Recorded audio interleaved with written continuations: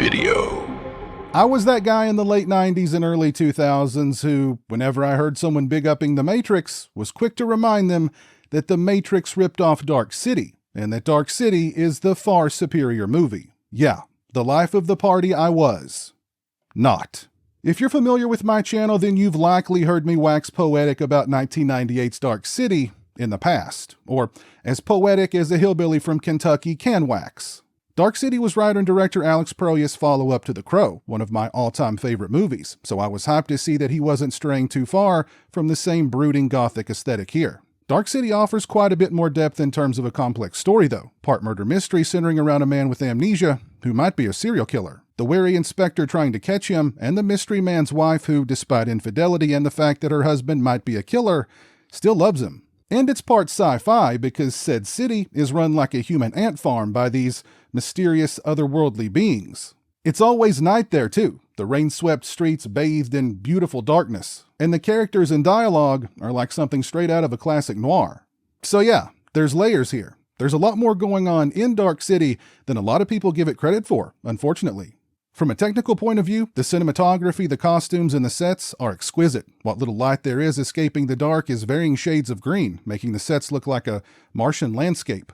Then you have the beings themselves, the strangers in their underground lair, which looks like something right out of Fritz Lang's Metropolis.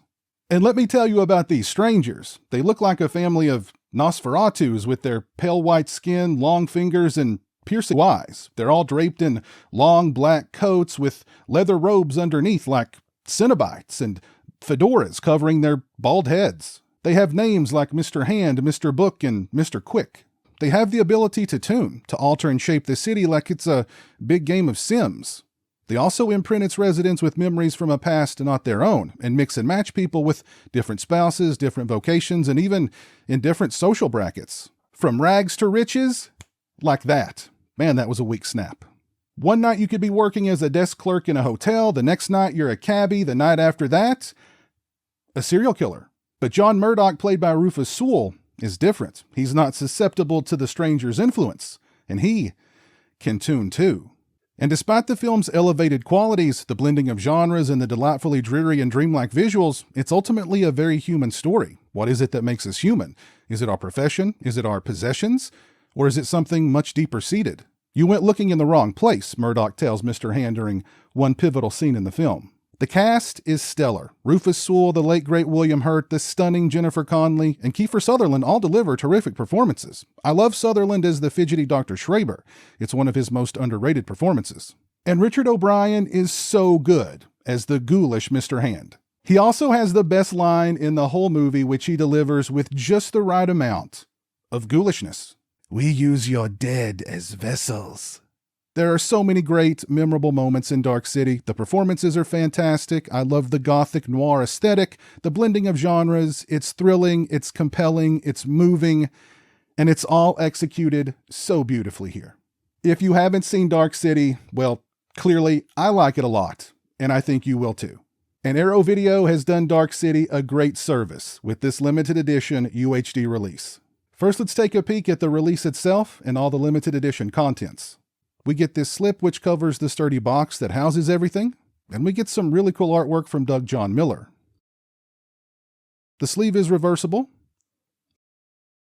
I love the spirals on the discs, one for the director's cut and one for the theatrical. We get a 60-page perfect bound collector's book featuring new writing by author Richard Kadri and film critic Sabina Stint, Virat Nehru, and Martin Pedler.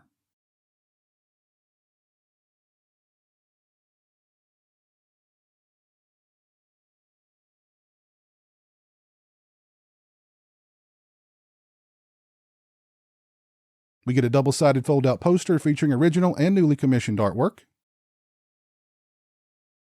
We get a postcard from Shell Beach.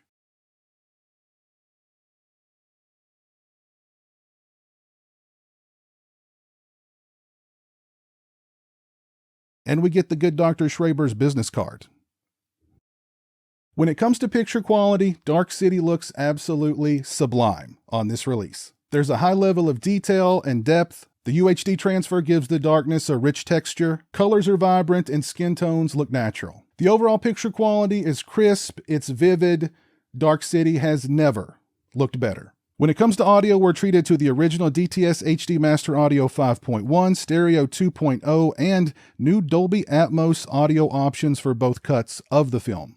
I listened with the 5.1 track enabled and thought the audio was completely immersive. It's full-bodied, it's clean, it's clear, it sounds great. I did notice that the music over the closing credits was significantly lower in volume than the rest of the movie.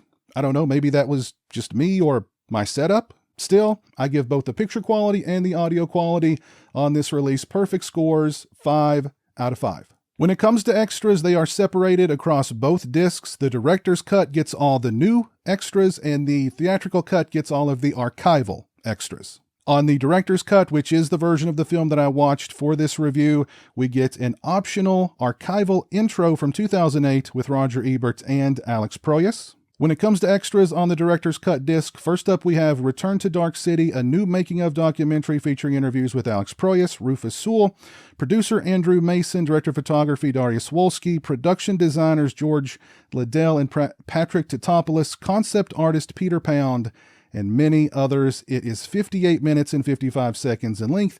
They discuss the origins of the story, its long development, getting it set up at a number of different studios, it getting stalled at each one before landing at New Line, the cast, shooting in Sydney, Australia, designing and creating the sets, the costumes and makeups, the visual effects, the film's lackluster release, Roger Ebert championing the film, how proud they all are of it today, and much more. Next we have I'm in the Dark as Much as You Are, a new visual essay by film scholar Josh Nelson. It's 19 minutes and 50 seconds in length. Next we have Rats in a Maze, a visual essay by film critic Alexandra West, which is 14 minutes and 33 seconds in length.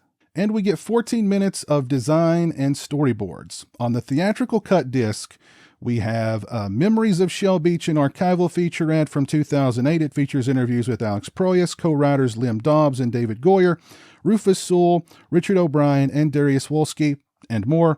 It's 43 minutes and 26 seconds in length. Next, we have The Architecture of Dreams, which features interviews with Alex Proyas, Lim Dobbs, Roger Ebert, and more. It's 33 minutes and 41 seconds in length. We get the theatrical trailer and image gallery, and we get 2 audio commentaries, the first with Alex Proyas, Lim Dobbs, David Goyer, Darius Wolski, and Patrick Titopoulos, and the second with Roger Ebert. This is a spectacular release for Dark City from the fine folks over at Arrow Video. If you're a fan of Dark City, then this limited edition UHD release, it's a no-brainer. It's a must-own.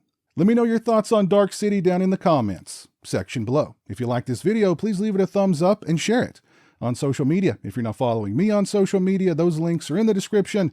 As always, thank you so much for watching. I really appreciate it. Take care, and until next time, peace. A huge thank you to all my patrons and channel members for your generosity and support. Become a patron today and get early access to videos, have a say in what content appears on my channel, join me for monthly live streams, exclusive watch parties, and more. Become a channel member today and get access to exclusive badges and emotes to use when I stream, as well as members-only watch parties. Both those links are in the description.